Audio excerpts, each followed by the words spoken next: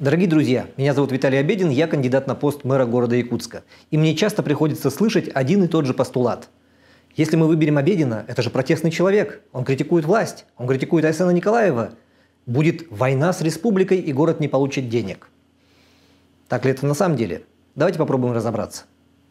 Начнем с того, что бюджет республики не личный карман ее главы.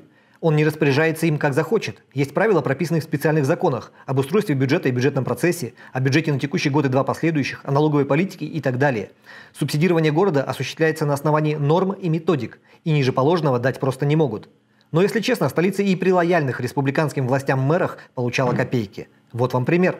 2017 год. Мэр города Якутска Айсен Николаев. Глава республики Якутия Егор Борисов. Бюджет столицы 15,3 миллиарда рублей. Из них республика дает 7,7 миллиарда рублей. При этом расходы бюджета всей Якутии 186,3 миллиарда. Для столицы, в которой проживает треть населения, выделяется чуть больше 4% от бюджета всей Якутии. Это много? Для сравнения, при независимом мэре Сардане Авксентьевой доля расходов республики на город выросла немного, но почти до 4,5%. Так может, городу нужен мэр, который будет не выпрашивать, а требовать и пробивать? Я не собираюсь затевать какую-то мифическую войну с республикой и закидывать камнями окна дома правительства номер 1. Но война будет объявлена коррупцией, безответственности и бюрократии. Да, лично я, скорее всего, наживу себе немало врагов, когда сломаю привычные схемы откатов, приписок, подставных тендеров, но город от этого только выиграет. Мы не найдем какой-то горшочек с золотом, который позволит решить все проблемы столицы, но мы сможем эффективно использовать те ресурсы, которые у нас уже есть.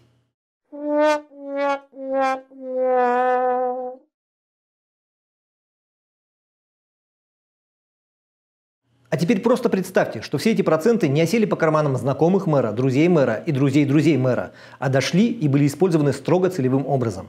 Мы получили качество, мы получили экономию, мы получили новые возможности.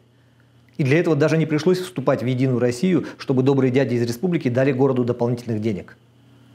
Мэр города Якутска выбирается прямым волеизъявлением народа. Ни один губернатор, ни один глава региона не посмеет объявить войну своему народу за то, что тот сделал неправильный выбор.